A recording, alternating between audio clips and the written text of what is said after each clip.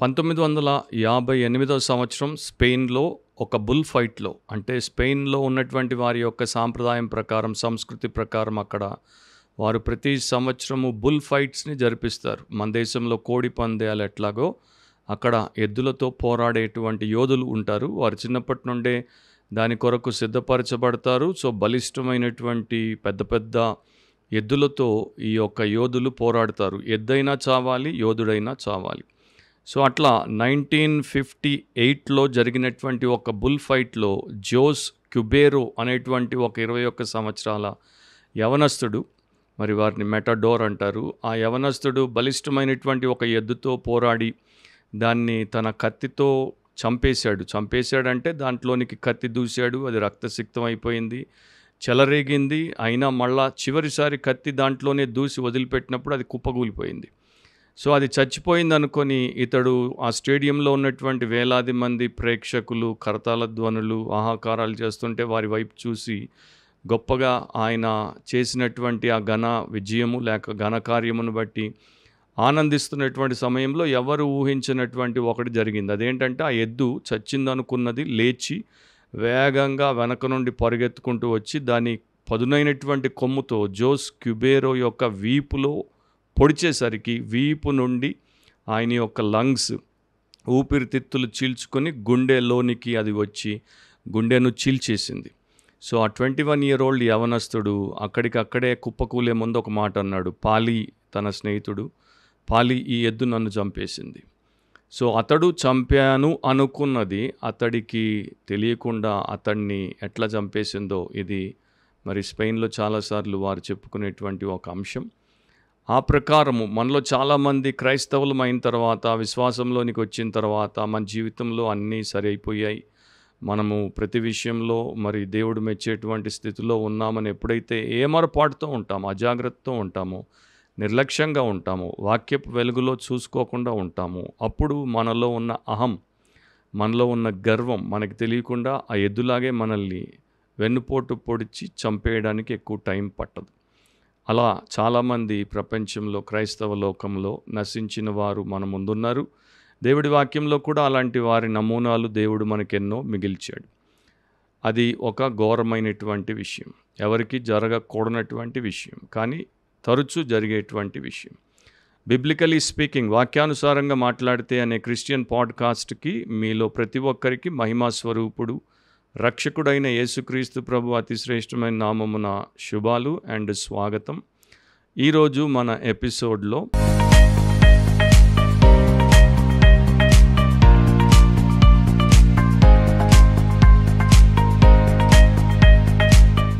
మనకి చిన్నప్పటి నుండే చిన్నపిల్లలు కొత్త బట్టలు వేసుకున్నప్పుడు, చిన్నపిల్లలు ఏదైనా ఆట వస్తువు అంటే ఏదైనా టాయ్ని వారు కొనుక్కున్నప్పుడు, లేక వారు ఏదైనా తింటున్నప్పుడు వారికి ఉన్నటువంటి ఒక అలవాటు, బై డిఫాల్ట్ ఉన్నటువంటి అలవాటు ఏంటంటే దాన్ని ఇతరుల ముందు ప్రదర్శించుట, ఇతరులకి చూపించుకుని తిరుగుట.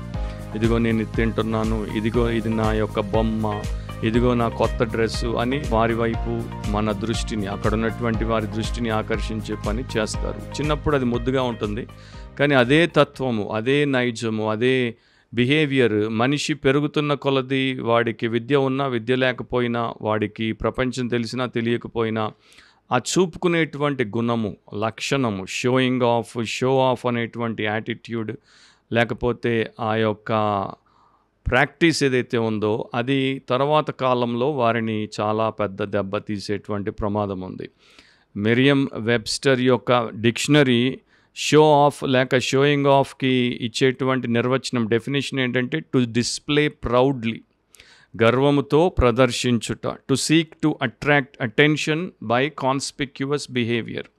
మన యొక్క ప్రవర్తన ద్వారా మనము ఎదుటి వ్యక్తి యొక్క దృష్టిని ఆకర్షించే ప్రయత్నము చేయుట. ఇంకో రకంగా చెప్పాలంటే ఎగ్జిబిషనిజం అంటే ప్రదర్శించుట. ఎగ్జిబిషన్లో అన్ని అట్లా మనము చూడ్డానికి ప్రదర్శించబడతాయో అట్లా ఒక వ్యక్తి తనలో ఉన్నటువంటి అనేక అంశములను, విషయములను ప్రదర్శనకు పెట్టుట. సో, మనుషులను ఇంప్రెస్ చేయడానికి, అంటే వారిని మురిపించి, వారిని మైపరిపించి తన వైపు ఆకర్షించుకోవడానికి చేసే ఒక ప్రయత్నమని మెరియం వెబ్స్టర్ డిక్షనరీ వారు దాన్ని రాశారు. ఇది మనకి చాలాసార్లు కనబడుతుంది. కొత్త బట్టలేసుకున్నప్పుడు చూపించే ప్రయత్నం చేస్తాం. కొత్త కారు కొన్నప్పుడు చూపించే ప్రయత్నం చేస్తాం. కొత్త గ్యాడ్జెట్ కొన్నప్పుడు అందరి దృష్టిలో పడేటట్టు చూపించుకునే ప్రయత్నం చేస్తాం. అంటే మన దగ్గర ఉన్నటువంటి ప్రతి విషయాన్ని షో ఆఫ్ చేసే ప్రయత్నం చేస్తాం. అబ్బాయిలు అమ్మాయిలకి షో ఆఫ్ చేసే ప్రయత్నము, అమ్మాయిలు అబ్బాయిలకి షో ఆఫ్ చేసే ప్రయత్నం మనందరికీ తెలుసు. అది ప్రపంచంలో ఉన్నటువంటి ఒక లక్షణం, ఒక మంచి లక్షణం కాదది. అది ఒక స్వార్థముతో కూడుకున్నటువంటి, స్వంతమును గణపరుచుకునేటువంటి, స్వంతానికి అందరి యొక్క ప్రాధాన్యత లభించాలి అనుకునేటువంటి దుష్ట లక్షణం. కాకపోతే క్రైస్తవ లోకంలో కూడా ఇది చాలా పెద్ద మొత్తములో లేకపోతే మోస్తారులో మనకు కనపడుతుంది. అది ఉండకూడదు, కానీ ఉన్నది. అది విచారకరమైనటువంటి విషయం. మనలో మనకి తెలియకుండా అది ఉండొచ్చు. అది మనం ఎప్పుడైతే పసిగట్టి తొలగించుకుంటామో అప్పుడు మనకి క్షేమం. మనలో మనం కాదు, మన ప్రభు అయిన యేసుక్రీస్తు కనపడాలి. సో మనము సర్వీస్కి పిలువబడ్డాం గనుక, పరిశుద్ధులము, దేవుడి యొక్క సేవకు పిలువబడ్డాం. సాక్షులముగా, సంఘస్థులముగా, సంఘ సేవకులముగా, సువార్థికులముగా మనము ఏమి చేసినా కూడా ఆత్మ సంబంధమైన, భౌతికపరమైన, సామాజిక, ఆర్థిక అంశాలు ఏదైనా సరే దాంట్లో యేసుక్రీస్తును చూపించేటువంటి తత్వము గలవారంగానే ఉండాలి, కానీ మనల్ని ఆయన పేరు మీద చూపించుకునేటువంటి వారంగా ఉండొద్దు. So when we show off, then it becomes a show. మనల్ని మనం చూపించుకునేటువంటి ప్రయత్నము ఎక్కడ, ఏ రకముగా, ఏ విషయంలో చేసినా అది ఒక ప్రదర్శన అవుతుంది, షో అవుతుంది. అది సర్వీస్ అవ్వదు, అంటే అది సేవ కాదు. సో ఈ రోజున షో అనేది ఎంతమంది చేస్తున్నారు, సర్వీస్ ఎంతమంది చేస్తున్నారు అనేది తెలుసుకోవాలంటే సెలబ్రిటీ కేటగిరీలో ఉన్నవారు షోమెన్లు, షో విమెన్లు, అండ్ అవన్నీ షోలు, అవి సర్వీసులు కావు. సో డివైన్ సర్వీస్ అని, క్రిస్టియన్ సర్వీస్ అని, చర్చ్ సర్వీస్ అని దాన్ని మనము పరిగణించలేం. అండ్ ఎవరైతే అనామకంగా ఉండి పేరు, ప్రతిష్ట, పదవి, పైసా లేకుండా, గుర్తింపు లేకుండా జస్ట్ దేవుడి మహిమ కొరకు, ఇతర ఆత్మల క్షేమం కొరకు పాటుపడుతూ ఉంటారో చూడండి, వారిది నిజమైనటువంటి ఘనమైనటువంటి సర్వీస్. వాక్యంలో కూడా చాలా ఎగ్జాంపుల్స్ ఉన్నాయి. కొన్నింటిని మనం ఈ సమయంలో చూద్దాం. People who have showed of their stuff, ఎవరైతే వారి యొక్క విషయములను చూపుకునే ప్రయత్నం చేశారో, ప్రదర్శనలో పెట్టారో, అలాంటి వారు, ఆ వచనాలు మీకు జ్ఞాపకం చేస్తాను. ఎస్తేరు 1వ అధ్యాయం 4వ వచనంలో అహష్వేరోషు రాజు గురించి ఇట్లా రాయబడి ఉంది. అతడు తన మహిమగల రాజ్యం యొక్క ఐశ్వర్య ప్రభావములను, తన మహత్యాతిశయ ఘనతలను అనేక దినములు, అనగా 180 దినములు కనుపరచెను. 6 నెలలు ఆయనకున్నటువంటి ఘనమైన విషయంలో ఆయన ప్రదర్శనలో పెట్టాడు. ఎంతగా చూపుకున్నాడు చూడండి. మనలో ఏ ఒక్కరు ఆయన్ని బీట్ చేయలేము, ఎందుకంటే మనం ఒక్క పూట, ఒక్క రోజు, 4 రోజులు అంతే మంది, కానీ ఆయన 6 నెలలు ప్రదర్శనలో పెట్టాడు.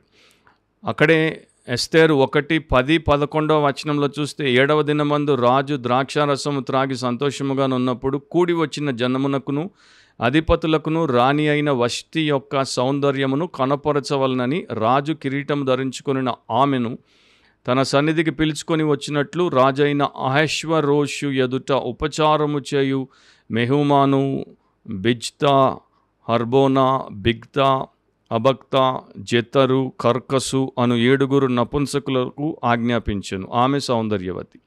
సో తన సామ్రాజ్యాన్ని చూపించాడు. తర్వాత ఇప్పుడు తన సుందరమైనటువంటి భార్యను చూపిద్దాం అనుకున్నాడు.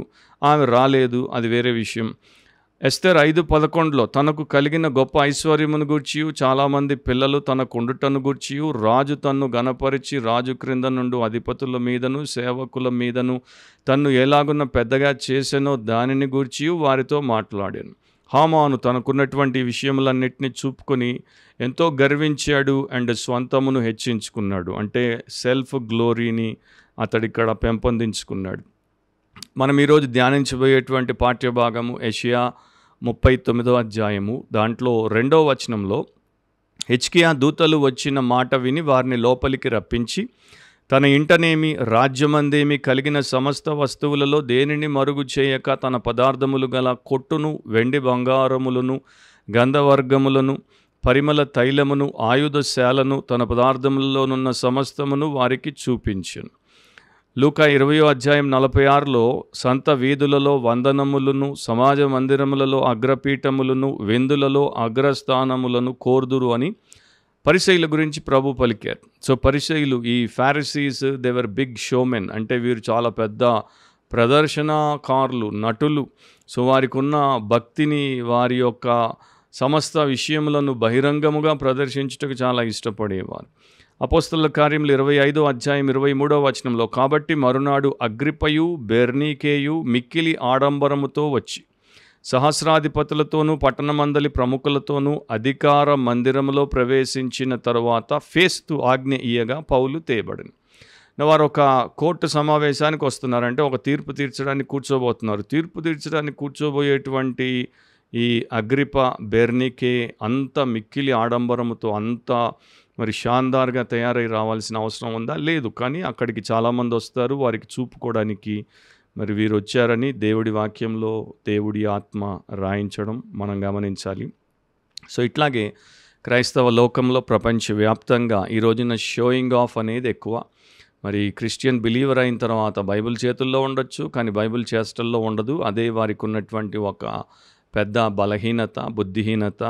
సో వారికి ఉన్నటువంటి శరీర అందాన్ని చూపించుకోవడానికి, వారు వేసుకున్న వస్త్రాన్ని చూపించుకోవడానికి, వారు వాడేటువంటి వస్తువుల్ని చూపించుకోవడానికి, వారి గృహాలను చూపించుకోవడానికి, వారి వాహనాలను చూపించుకోవడానికి. అండ్ ఈ మధ్య కొత్త క్రేజ్ ఏంటంటే ప్రతి ఒక్కడు వెడ్డింగ్ షూటు, మరి ఎంగేజ్మెంట్, తర్వాత పెళ్ళి, సినిమాలు తీసినట్టు మరి వీడియోగ్రాఫర్లు మరి ఆ యొక్క డ్రోన్ కెమెరాలతో ఫిల్మ్ షూటింగ్ లాగా చేస్తే ఈ పెళ్లి కుమారుడు, పెళ్లి కుమార్తె మరి సినిమా హీరోగా, హీరోయిన్గా రకరకాల యాంగిల్స్ నుండి లక్షల రూపాయలు ఖర్చు పెట్టి, నిజం చెప్పాలంటే అక్కడికి వచ్చినటువంటి జనాలకి ఖర్చు అయ్యే భోజనం కన్నా ఎక్కువ ఈ షూట్ల మీద ఖర్చు పెడుతున్నారు అన్నది ఒక వాస్తవం. మరి వారి ఉద్దేశము మంచిదే అయి ఉండొచ్చు, మనకి తెలియదు. దాన్ని మనము తీర్పు తీర్చట్లేదు, మోటివ్ని జడ్జి చేయట్లేదు. కొందరికి మంచి ఉద్దేశం ఉండొచ్చు, కానీ చాలామందికి మంచి ఉద్దేశము లేదు అనేది పైన వారు చేసేటువంటి అంశమును బట్టే కనబడుతుంది.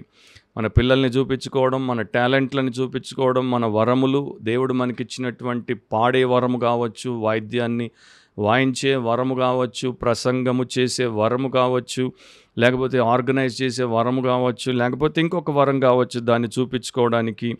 తర్వాత మన మినిస్ట్రీస్లను చూపించుకోవడానికి, మన చర్చ్ బిల్డింగ్స్ అధునాతనంగా కట్టబడుతున్నటువంటి మోడర్న్ ఎక్విప్మెంట్తో కట్టబడుతున్న చర్చ్ బిల్డింగ్స్ని చూపించుకోవడానికి, మన ఘన కార్యములను చూపించుకోవడానికి, మరి పెద్ద పెద్ద సెలబ్రిటీలతో మనం ఎప్పుడైనా కలిస్తే ఫోటోలు దిగినప్పుడు సెల్ఫీలు మన సోషల్ మీడియా నిండా పోస్ట్ చేసి మాకెవరు తెలుసో చూడండి అని చూపించుకోవడానికి. ఇట్లా చాలామంది తెలుసో తెలియకో మరి వారు హ్యూమన్ రికగ్నిషన్ కొరకు, అంటే మానవుల యొక్క గుర్తింపు కొరకు, మానవ సమాజపు గౌరవము కొరకు వెంపర్లాడడం అనేది చాలా మరి సామాన్యమైన మామూలు అలవాటు అయిపోయింది. ఆత్మీయులకు ఉండకూడని అలవాటు, కానీ వారు ఆత్మీయులుగా ఉన్నామనుకుంటూనే ఈ యొక్క లౌకికమైన అంటే వరల్డ్లీ హ్యాబిట్ని వారిలో కలిగి ఉన్నారు. ఇది క్రిస్టియన్ స్పిరిట్ కానే కాదు. అంటే క్రైస్తవ ఆత్మ కాదు, క్రీస్తు ఆత్మ అసలే కాదు. క్రీస్తు గొప్ప గొప్ప స్వస్థతలు చేసి, గొప్ప గొప్ప అద్భుతములు చేసి, గొప్ప గొప్ప సూచక్రియలు చేసి, గొప్ప బోధలు చేసి ఎవరికి చెప్పొద్దు అని ఆయన దాగి ఉండడానికి ఇష్టపడేవాడు. అట్లాగే దేవుని యొక్క అపోస్తలు కూడా చేశారు.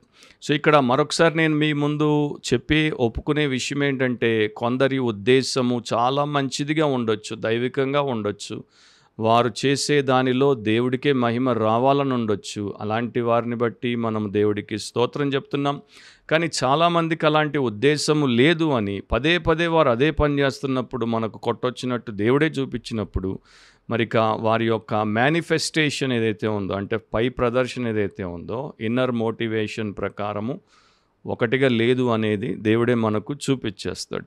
సో ఎంతమందికి 115వ కీర్తన 1వ వచనం ప్రకారం ఉద్దేశం ఉంది, ఎవరికి లేదు, దాన్ని తీర్పు తీర్చి నిర్ణయించేది దేవాది దేవుడే. కీర్తనకారుడు ఏమంటాడు? మాకు కాదు యెహోవా, మాకు కాదు, నీ కృపా సత్యములను బట్టి నీ నామమునకే మహిమ కలుగును గాక. సో క్రైస్తవ విశ్వాసము, క్రైస్తవ సంఘము, క్రైస్తవ సేవ అంతా కూడా దేవుడి యొక్క కృపా సత్యములను బట్టే కదా ఆధారపడి ఉంది. ఆయన యొక్క కృపను బట్టే సత్యసువార్త ప్రపంచానికి ప్రకటించబడింది. ఆయన సత్యసువార్తను విన్నటువంటి వారు ఆయన కృప చేతనే రక్షించబడుతున్నారు. సో ఇక్కడ ప్రతిదీ కూడా దైవ కార్యమే. దాంట్లో మానవుని యొక్క పని అనేది ఒక చిన్న ఔన్స్, నానో ఔన్స్ కూడా లేదు. So there is nothing that human beings have contributed in God's glorious work. దేవుడి మహిమకరమైన పనిలో మనిషి చేసింది కించిత్తు ఏమీ లేదు. మరి అట్లాంటప్పుడు సమస్త ఘనత, మహిమ, ప్రభావం ఆయన నామమునకే చెల్లాలి. మనం ఎంత గొప్పగా దేవుడి చేత వాడబడినా దాంట్లో కాసింత కూడా మనం తీసుకోవడానికి మనకు హక్కు, అధికారం లేవు. కానీ దేవుడి పేరు అడ్డం పెట్టుకొని మరి మనం చేసే ప్రతి దాంట్లో మనల్ని చూపుకునే ప్రయత్నం చేస్తే, ఆయన్ని మరుగున వేసి మనల్ని చూపుకునే ప్రయత్నం చేస్తే అది పాపం అవుతుంది, హేయకృత్యం అవుతుంది. ఎక్కడ కూడా మన సేవియర్ పేరట, రక్షకుడి పేరట self promotion, self glory seeking ఉండకూడదు. దేవుడే కనబడాలి. Let God be seen. దేవుడు కనబడాలి. దేవుడు ఆత్మ అయి ఉన్నాడు. ఆయన మన కంటికి కనబడడు. సో దేవుడిలో ఉన్నటువంటి గొప్పతనం అంతా కూడా అదృశ్యముగా ఉంది.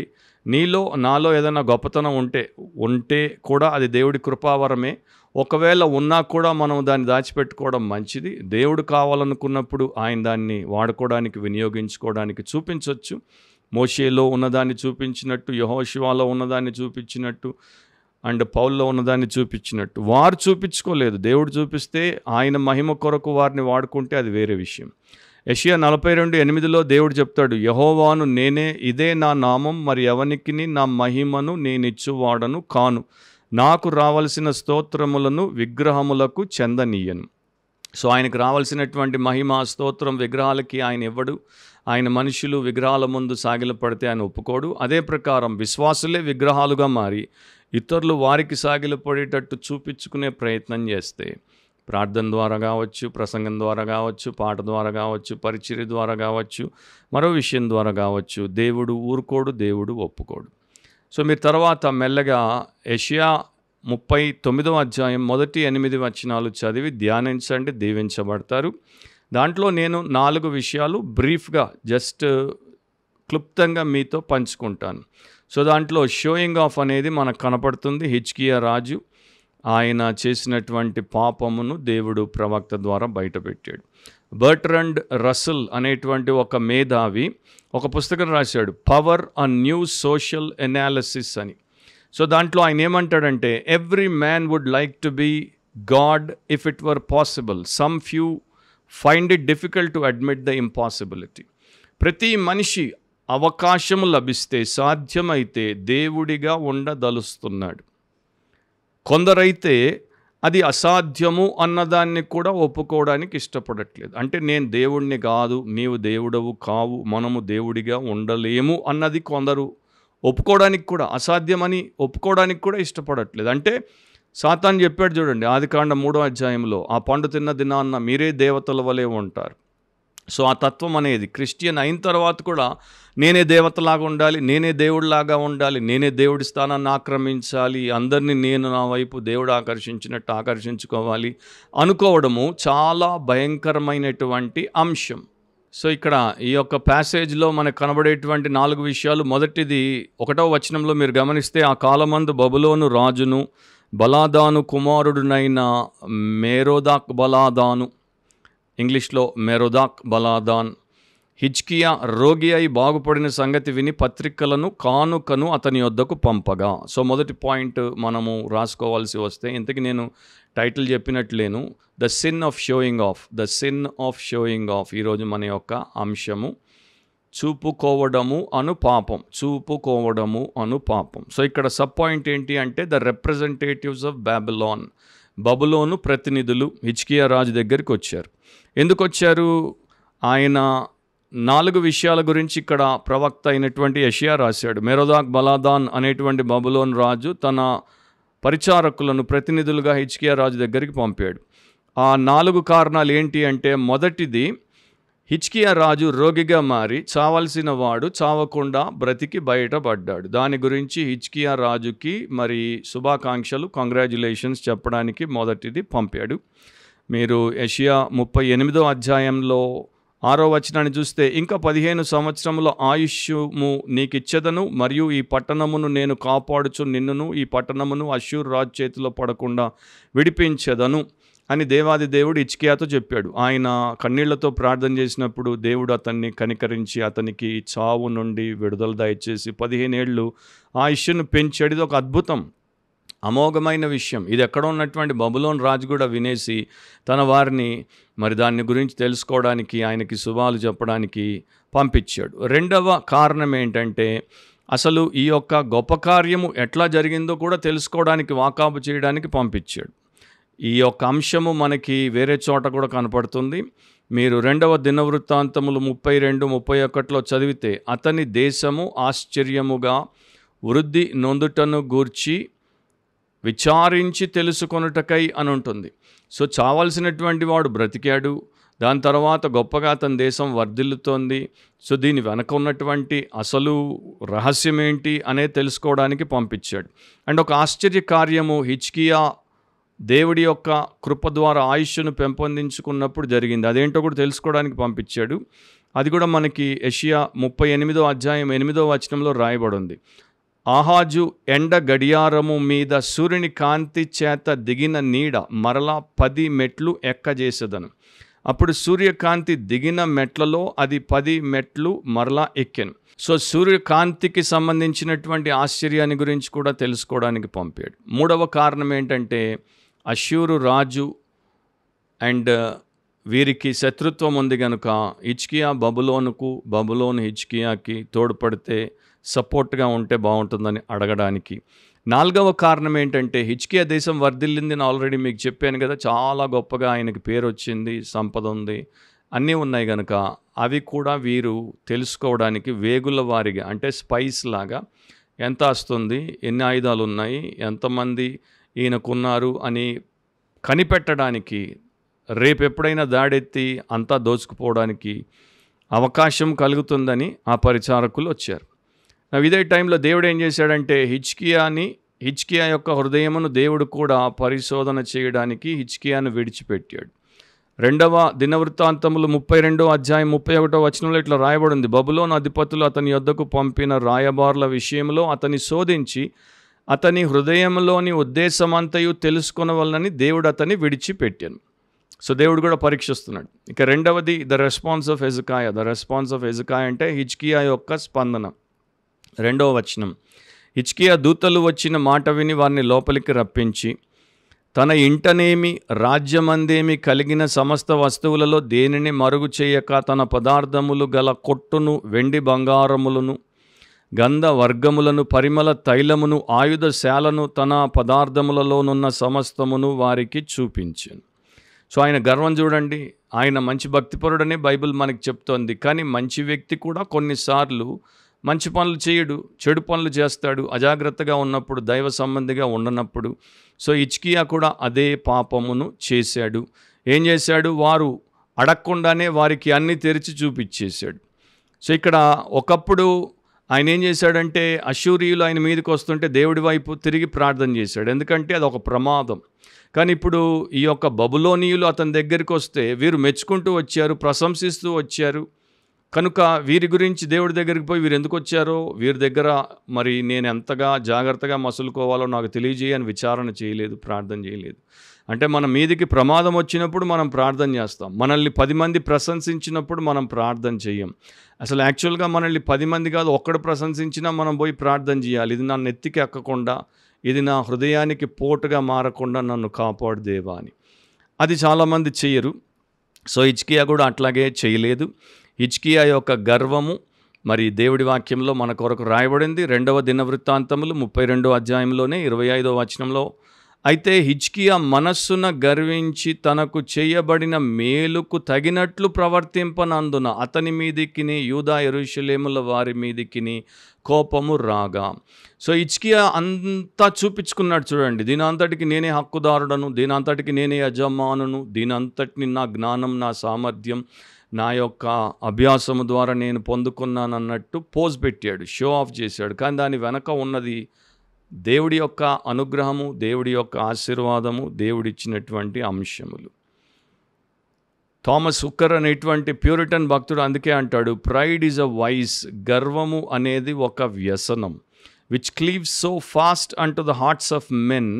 అది ఎంత వేగంగా మనుష్యుల యొక్క హృదయములను పట్టేసుకుంటుందంటే, that if we were to strip ourselves of all faults, one by one. ఒకవేళ మనలో ఉన్నటువంటి లోపములన్నింటినీ ఒక్కొక్కటి మనము పెరికి వేసిన, we should undoubtedly find it the very last and the hardest put off. అన్నిటికన్నా చివరిదాకా ఉండేది, పట్టు విడవకుండా మనల్ని పట్టుకుని ఉండేది, కఠినముగా మనల్ నుండి బయటికి పోయేది ఏంటి అంటే గర్వమే. అండ్ అదే చాలామంది ఈ రోజున కూడా దెబ్బ కొడుతోంది. హిజ్కియా కూడా దానిని బట్టే ఆయన సాక్ష్యమును చెడగొట్టుకొని చనిపోవాల్సి వచ్చింది. అందుకని కొంతమంది భక్తులు ఏమనేవారంటే, హిజ్కియాకు ఆ 15 ఏళ్ళు దేవుడు వయసు పెంచకుండా ఉంటే, ఆయుష్ పెంచకుండా ఉంటే బాగుండేది, భక్తితో చచ్చిపోయేవాడు. ఆయుష్ దేవుడు పెంచగానే అతడు తన భక్తి, తన బ్రతుకు గురించి సాక్ష్యాన్ని చెడగొట్టుకున్నాడు. సో అట్లా ఎవరికీ ఉండకూడదు. 2వ దినవృత్తాంతములు 32:27లో హిజ్కియాకు అతి విస్తారమైన ఐశ్వర్యమును ఘనతయు కలిగెను. ఎట్లా కలిగింది? దేవుడిస్తే కలిగింది. అతడు వెండి బంగారములను, రత్నములను, సుగంధ ద్రవ్యములను, డాళ్లను, నానా విధములకు శ్రేష్టమైన ఉపకరణములను సంపాదించి వాటికి బొక్కసములను కట్టించును. సో ఇంత ఉంది కదా. వీరు రాగానే వెంటనే హిజ్కియా మైండ్ సెట్ చూడండి, నా వైపు చూడండి, నా వస్తువులు చూడండి, నేను ఎంత గొప్పవాడినో చూడండి, పోయి మీ దేశంలో అందరికీ చెప్పండి, మీ రాజుగారికి చెప్పండి, టౌన్ అంతా టామ్ చేయండి, టౌన్ కాదులేండి, ఎంపైర్ అంతా టామ్ చేయండి. సో షోయింగ్ ఆఫ్ అనేది ఇక్కడ హిజ్కియా లాంటి భక్తిపరుడైనటువంటి, దేవుడికి ప్రియుడిగా ఎంచబడినటువంటి రాజులో కూడా మనకి కనబడుతోంది. అదే అంశము మనకి చిన్నప్పటి నుండి వెంటే ఉండడం మనకి చాలా చాలా హానికరం. 3వది the rebuke of the prophet. The rebuke of the prophet, ప్రవక్త యొక్క గద్దింపు. 3 నుండి 7వ వచనం వరకు ఎక్స్ప్లెయిన్ చేయను, జస్ట్ ఒక్కొక్క మాట మనం వినుకుంటూ వెళ్ళిపోదాం. పిమ్మట ప్రవక్త అయిన యెషయా రాజైన హిజ్కియా వద్దకు వచ్చి, ఆ మనుషులు ఏమనిరి, నీ వద్దకు ఎక్కడి నుండి వచ్చిరి అని అడుగగా, హిజ్కియా, బబులోను అను దూరదేశము నుండి వారు వచ్చి ఉన్నారని చెప్పాను. నీ ఇంట వారేమేమి చూచిరని అడుగగా, హిజ్కియా, నా పదార్థములలో దేనిని మరుగు చేయక నా ఇంటనున్న సమస్తమును నేను వారికి చూపించి ఉన్నానను. అంతటి యెషయా హిజ్కియాతో ఇట్లనను, యెహోవా సెలవిచ్చు మాట వినుము. ఇప్పుడు ప్రవక్త దేవుడి సందేశాన్ని చెప్తున్నాడు. రాబో దినములలో ఏమీ మిగలకుండా నీ ఇంటనున్న సమస్తమును నేటి వరకు నీ పితరులు సమకూర్చి దాచిపెట్టినది అంతయును బబులోను పట్టణమునకు ఎత్తుకొని పోవుదురని సైన్యములకు అధిపతియగు యెహోవా సెలవిచ్చుచున్నాడు. మరియు నీ గర్భమందు పుట్టిన నీ పుత్ర సంతును బబులోను రాజు నగరమందు నపుంసకులుగా చేయుటకై వారిని తీసుకొని పోవుదురు. సో ఇక్కడ చాలా సారం ఉంది, మీరు వ్యక్తిగతంగా ధ్యానించండి. నేను ఇప్పుడు అదంతా ఈ సమయంలో బోధించబోవట్లేదు. కానీ హిజ్కియాని యెషయా 3 ప్రశ్నలు అడిగాడు. మొదటి ప్రశ్న ఏంటి? ఆ మనుషులు ఏమన్నారు అని మొదటి ప్రశ్న అడిగాడు. 2వ ప్రశ్న ఏంటి? నీ వద్దకు ఎక్కడి నుండి వచ్చారు?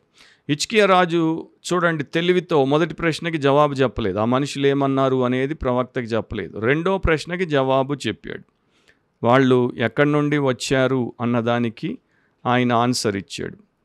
తర్వాత 3వ ప్రశ్న అడిగాడు ప్రవక్త, నీ ఇంట్లో ఏమేమి చూశారు? ఈయన దేవుడి సంబంధి కదా, దేవుడు ఆయనకు ఆల్రెడీ చూపించి పంపించాడు. పో, ఆ హిజ్కియా పెద్ద షో ఆఫ్ చేస్తున్నాడు, అక్కడ మొత్తం అంతా చూపించుకుంటున్నాడు, బుద్ధిహీనుడు, పోయి బుద్ధి చెప్పు అని చెప్తే దేవుడి యొక్క ప్రవక్తగా ఈయన వచ్చాడు. నీ ఇంట్లో ఏమేమి చూశారు అని అడిగితే హిజ్కియా పాపం అమాయకంగా చెప్పేశాడు, నా ఇంట్లో చూడందంటూ ఏమీ లేకుండా మొత్తం చూపించా. నా ఇంట్లో చూపించా, నా నగర్లో చూపించా, నా బొక్కసాల్లో చూపించా, నా ఖజానాల్లో చూపించా, వారు అలసిపోయేంత చూపించా, మొత్తం అంత దేశం అంతా ఎగ్జిబిషన్ లాగా వారి ముందు పెట్టేసి అప్పుడు ఇక తీర్పు అనేది ప్రవక్త ప్రకటించాడు. ఏంటా తీర్పు?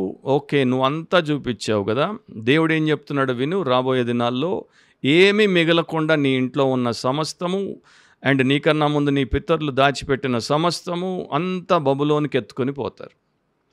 నెక్స్ట్ నీ పిల్లల్ని కూడా ఎత్తుకొని పోతారు, నీ వంశస్థులను కూడా ఎత్తుకొని పోతారు, వారిని అక్కడ నపుంసకులుగా చేస్తారు. సో ఇట్లాంటిది భయంకరమైనటువంటి విషయము హిజ్కియాకి ప్రవక్త అయినటువంటి యెషయా ద్వారా దేవుడు ప్రవచింపజేశాడు. అండ్ బైబిల్ చెప్తోంది ఆ తర్వాత కాలంలో అదే ప్రకారము జరిగింది. అంతా పోయింది, ప్రజలు పోయారు, అంటే ఇతని పిల్లలు పోయారు. అది మనకి దానియేలు గ్రంథంలో కూడా చదువుకోవడానికి రాయబడింది. సో దేవుడి యొక్క వాక్యము ఎంత సత్యమో చూడండి. 8వ వచనంలో 4వ విషయం ఏంటంటే ద రెక్లెస్ యాటిట్యూడ్. ఇలాంటి ప్రవచనం ప్రవక్త ద్వారా హెచ్చరిక రూపంలో వచ్చిన అతడికి హిజ్కియాకి అసలు ఎంత నిర్లక్ష్య స్వభావమో వైఖరో చూడండి. అందుకు హిజ్కియా, నీవు తెలియజేసిన యెహోవా ఆజ్ఞ చొప్పున జరుగుట మేలే. అట్లా జరిగితే మేలే అంటున్నాడు. It is good that the Lord's command should be fulfilled. నా దినములలో సమాధాన సత్యములు కలుగునుగాక అని యెషయాతో అనెను. అంటే నేను బతుకున్నంత వరకు నెమ్మది సమాధానం ఉంటే చాలు, తర్వాత నా పిల్లలు ఏమైనా పర్లేదు, వచ్చే తరాలు ఏమైనా పర్లేదు, దేశం ఏమైనా పర్లేదు. దీని మీద ఈ యొక్క 8వ వచనం మీద బైబిల్ పండితుల మధ్యలో అభిప్రాయ భేదం ఉంది. కొందరు హిజ్కియా కరెక్ట్గానే మాట్లాడాడు అంటారు, కొందరు ఆయన స్వార్థపరుడు తప్పుగా మాట్లాడాడు అంటారు. నాకున్న అండర్స్టాండింగ్ని బట్టి ఆయన కరెక్ట్గా మాట్లాడలేదు. ఆయన మాట్లాడిన మాటలు వాక్యానుసారంగా సరిగా లేవు.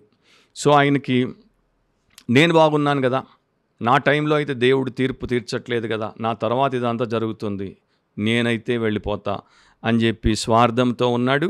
కానీ ఆయన చేసినటువంటి పాపానికి పర్యావసానం అనేది తెచ్చుకున్నాడు. తద్వారా తన తర్వాత వచ్చేటువంటి పిల్లలు తరాలు అన్నీ కూడా అంతరించిపోయేటువంటి సమస్యలో అతడు ఇరుక్కున్నాడు. ఎప్పుడు కూడా ఒక క్రైస్తవ భక్తుడు భక్తురాలు విశ్వాసి విశ్వాసురాలు తన గురించి మాత్రమే ఆలోచించకూడదు. అది స్వార్థం. నా తర్వాత నా వంశము దీవించబడాలి, నా తర్వాత నా ఇంటివారు, నా పిల్లలు, వారి పిల్లలు అందరూ దేవుడి యందు భయభక్తులు కలిగిన వారిగా ఉండాలి. సో నా ప్రవర్తన అట్లా ఉండాలి, నా ప్రవర్తన వారికి ప్రయోజనాన్ని 10 తరాలకు కలిగించేదిగా ఉండాలి. కానీ నా ప్రవర్తన వారికి మరి యొక్క అసలు భూమి మీద బ్రతికేటువంటి అవకాశమే లేకుండా చేయకూడదు. నేను అట్లాంటి ఘోరమైనటువంటి వ్యక్తిగా నా వంశమును నాశనము చేయకూడదు అనే ఆలోచన ఉండాలి. కానీ అది లేదు, అది దురదృష్టకరం. ఈరోజు ఎంతోమంది తల్లిదండ్రులు వారు చేసినటువంటి పాపముల చేత వారి పిల్లలు, ఆ పిల్లలు మరి మొత్తం తరతరాలు నాశనం అయిపోయేటట్టే చేస్తున్నారు. అది దౌర్భాగ్యం. సో 2 మాటలతో నేను ముగిస్తాను. ఒకటి, 1 పేతురు 5:8 పేతురు ఏమంటాడో చూడండి. నిబ్బరమైన బుద్ధి గలవారై మెలకువగా ఉండుడి, మీ విరోధి అయిన అపవాది గర్జించు సింహం వలె ఎవరిని మృంగుదునా అని వెదుకుచూ తిరుగుచున్నాడు. బబులోను రాజు మరి ఎట్లా ఇతని దగ్గరికి వారిని పంపిస్తే ఇతడు పడిపోయి పతనమైపోయాడు, అట్లాగే శత్రువు కూడా మీకు మీ జీవితంలో ఇట్లాంటి పరిస్థితుల్ని ప్రజల్ని తెచ్చిపెడతాడు. ఇక మీరు చూపుకునే ప్రయత్నంలో ఉంటే మీరు చచ్చిపోయేటువంటి స్థితికి వస్తారు. కనుక అట్లా ఉండక నిబ్బరమైన బుద్ధి గలవారై మెలకువగా ఉండండి. విరోధి యొక్క ఎత్తులను కనిపెట్టండి అండ్ దేవుడి యొక్క జ్ఞానముతో వాటిని జయించండి. అపోస్తలుడైన పౌలు కూడా అపోస్తలుల కార్యములు 20వ అధ్యాయం 31వ వచనంలో ఇట్లా అన్నాడు. కావున నేను 3 సంవత్సరములు రాత్రింబగళ్ళు కన్నీళ్లు విడుచుచు ప్రతి మనుషునికి మానక బుద్ధి చెప్పితినని మీరు జ్ఞాపకము చేసుకొని మెలకువగా ఉండుడి. ఒక భక్తిపరుడు ఎట్లా ఉంటాడో చూడండి. ఆయన ఎట్లా ఉన్నాడు? పౌలు, ఆయనకి దేవుడు ఆ పాటికి గొప్ప కార్యములను అనుగ్రహించాడు. పౌలు ద్వారా విశేషమైన అద్భుతాలు జరుగుతున్నాయి, సూచక్రియలు జరుగుతున్నాయి, మహత్కార్యాలు జరుగుతున్నాయి.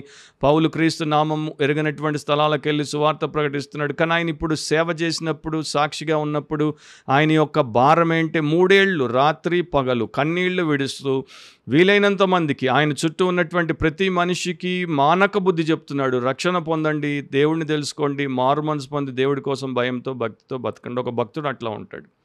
ఎప్పుడు దేవుణ్ణి చూపిస్తాడు, దేవుణ్ణి హెచ్చిస్తాడు, అందరినీ దేవుడి వైపు ఆకర్షిస్తాడు. తన గురించి మాట్లాడుకోవడానికి పెద్దగా ఇష్టపడ్డు. పౌలు మాట్లాడలేదా? మాట్లాడాడు. కానీ ప్రతిదీ కూడా ఆయన యొక్క సదుద్దేశం దేవుడి యొక్క మహిమ కొరకు, క్రీస్తు తనలో తన ద్వారా ఘనపరచబడినట్లు ఆయన పనిచేశాడు. సో వీరికి కూడా చెప్తున్నాడు, మీరు మేల్కొని ఉండండి, మైకంలో తూలకండి. మీ మైకంలో మీరు మునిగిపోతే ఎప్పుడు మిమ్మల్ని చూపుకుంటారు. కానీ దేవుడి యొక్క మహిమ కొరకు మీరు మెలకువగా ఉండండి. 1960లో ఒక బుక్ పబ్లిష్ అయింది, to kill a mocking bird. దాని పేరు, రచయిత పేరు హార్పర్ లీ. దాని తర్వాత దాన్ని స్టూడెంట్స్కి స్టాండర్డ్ రీడింగ్గా కూడా మార్చారు. అండ్ దానికి పులిట్జర్ ప్రైజ్ 1961లో వచ్చింది. ఇక అప్పటి నుండి ప్రపంచవ్యాప్తంగా 30 మిలియన్ పుస్తకాలు అమ్ముడుపోయాయి. ఇక తర్వాత కూడా ప్రతి సంవత్సరం 1 మిలియన్ పుస్తకాలు అమ్ముడుపోతున్నాయి. 1962లో దాన్ని సినిమాగా తీశారు. ఆ సినిమాకు కూడా ఆస్కర్ అవార్డు వచ్చింది. ఎందుకంటే దాంట్లో గ్రెగరీ పెక్ అనేటువంటి నటుడు చాలా అద్భుతమైన నటన చేశాడు. అయితే జూలై 8, 2014లో ఫస్ట్ టైం దీన్ని డిజిటల్ ఫార్మాట్లో ఈ పుస్తకాన్ని తీసుకుని వచ్చారు. కానీ చూడండి, 1960 నుండి 2014 వరకు, అంటే 54 ఏళ్ళు, దాదాపు 88 సంవత్సరాల వృద్ధురాలైనటువంటి హార్పర్ లీ అనేటువంటి రచయిత్రి, ఆమె ఆ పుస్తకముగానే ఉంచండి అని నెక్స్ట్ లెవెల్ డిజిటల్ ఫార్మాట్లోకి తీసుకెళ్ళకూడదని కూడా చాలా రెసిస్ట్ చేసింది. దాని తర్వాత ఆమె సద్దుమణిగి ఎవరికి తను చూపించుకోకుండా ఈ యొక్క సక్సెస్ కింద మరుగున ఉండింది. మరి ఇక్కడ నిజమైనటువంటి వ్యక్తులు నిండుకుండా తొనకదు అని తెలుగులో మనకి సామెత ఉంది. అంత గొప్ప బ్రిలియన్స్ ఉన్నటువంటి ఆ వ్యక్తి ఒకే ఒకటి రాసి నేను సమాజానికి ఉపయోగపడ్డాను చాలు అని తృప్తిపడింది. అంతేగాని నేను ఎంత గనురాలను, నేను ఎంత గొప్ప రచయిత్రిని, నేను పులిట్జర్ ప్రైజ్ విన్నర్ని అని చూపించుకోవడానికి అండ్ ఇక తనను అందరి ఎదుట పెట్టుకోవడానికి ప్రయత్నం చేయలేదు. ఆమె ఒక అన్యురాలు. ఇప్పుడు క్రైస్తవ విశ్వాసురాలు ఎట్లా ఉండాలంటే యేసుక్రీస్తు ప్రభు శిష్యురాలిగా నమ్మకముగా, సామాన్యముగా, వినయ మనస్కులుగా ఎల్లప్పుడూ ఆయన్నే హెచ్చిస్తూ, ఆయన్నే ప్రదర్శిస్తూ, అందరికీ ఆయన గురించే ప్రకటిస్తూ, ఆయన పేరటే ఇతరుల క్షేమం కొరకు ప్రార్థిస్తూ గడిపితే ఈ ప్రదర్శన అనే దాంట్లో నుండి, చూపుకునే పాపము నుండి బయటపడతాం. షోయింగ్ ఆఫ్ అనే సిన్ని మనము జయిస్తాం. లేకపోతే మనము ఆయన యొక్క ఆకర్షణలో ఉండకపోతే మన ఆకర్షణ అందరికీ ఎదుట పెట్టి మనము అధోగతి పాలైపోతాం. మీలో ఏ ఒక్కరూ అట్లా అవ్వకుండా దేవుడి చిత్తం, అది మా ప్రార్థన ఆకాంక్ష. సో మీలో ప్రతి ఒక్కరు ఇక నుండైనా మీ పాపం ఒప్పుకొని విడిచిపెట్టేసి యేసును చూపండి. యేసును అందరూ చూసేటట్టు ప్రార్థించి ప్రవర్తించండి. దేవుడు అట్లాంటి కృప మీకు, మీ కుటుంబానికి, మీ సంఘానికి అనుగ్రహించునుగాక. మరోసారి బిబ్లికలీ స్పీకింగ్, వాక్యానుసారంగా మాట్లాడితే అనే క్రిస్టియన్ పాడ్కాస్ట్లో మనం కలుసుకునేంత వరకు జ్ఞాపకం పెట్టుకోండి. ప్రతినిత్యము చేయండి. వాక్యానుసారంగా ఆలోచించండి, వాక్యానుసారంగా కోరుకోండి, వాక్యానుసారంగా మాట్లాడండి, వాక్యానుసారంగా ప్రవర్తించండి, వాక్యానుసారంగా జీవించండి. అప్పుడు ఈ చూపుకునే పాపములో పడకుండా దేవుడు మిమ్మును దీవిస్తాడు. ఆయన మీ ద్వారా మీలో మహిమపరచబడతాడు. God bless you all. See you soon. Amen.